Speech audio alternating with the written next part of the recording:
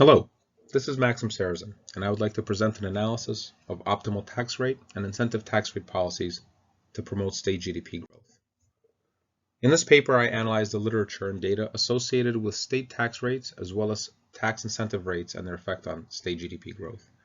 I further analyzed the tax and incentive components and analyzed which of the incentives are most closely associated with state GDP growth. I show that while the general effect of tax incentives has a direct negative effect on state GDP growth, job creation tax credits specifically have a positive statistically significant relationship to increase state GDP growth. Additionally, I find that sales tax reductions have a statistically significant positive relationship to state GDP growth. Local business and state economic development incentives have become large business, according to Bartik and the New York Times, and the literature associated with local and state economic development incentives includes several overarching themes, such as positive spillover effects, regional tax harmonization, innovation and R&D focused policies, job creation and per-job measures of incentives, and state competition for star IP creators and investment capital. The logic of a successful tax incentive policy lies in the multiplier effect, whereby the firm moving into a locality creates an initial job push that creates additional jobs in suppliers, retailers, and other businesses in the ecosystem.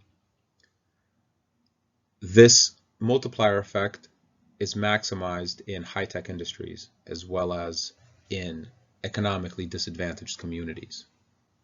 Bartik shows that a typical incentive strategy will be net profitable for state residents taking incentive costs into consideration. For my data set, I have selected the panel data from Upjohn Institute for Employment Research as put together by senior economist Timothy Bartik, and combined it with state GDP data from the Bureau of Economic Analysis. I've separated the independent variables into two categories: the direct tax independent variables, such as property tax rate, sales tax rate, and corporate income tax rate, and the tax credit independent variables, such as the job creation tax credit rate, investment tax credit rate, research and development tax credit rate, property abatement tax credit rate, job training subsidy rate, a total incentive catch-all term across several high-value industries. For the empirical models, I have selected a log-log model of elasticity for the various panel data regressions, including time effects, as well as a multivariate regression focusing on the individual components of tax rates as well as tax incentives. Observing the model results, we see that the coefficient on the sales tax rate is negative 0.128.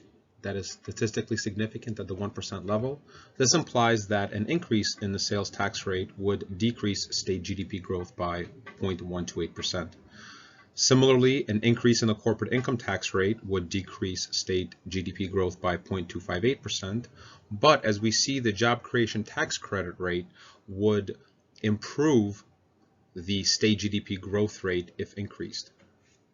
This is the main finding of the study, and if you look at the R-squared of 0.517 for model 6, adjusting for time effects, we can use this as a robust model for analyzing policy perspectives with respect to state GDP growth. The work I did for this paper has led me to a fascinating paper called The AI Economist that uses AI agents to trade between themselves and select real estate in the metaverse of their own, with specific real estate rules and tax incentives that encourage them to move between locations. I thought this was an excellent model to simulate tax optimization policies between states within the United States, and I will be pursuing this research after completing my master's thesis. I would like to thank everyone for the course, the professors, and all of my colleagues in the class. Thank you again, and good luck on all of your future endeavors. Thank you.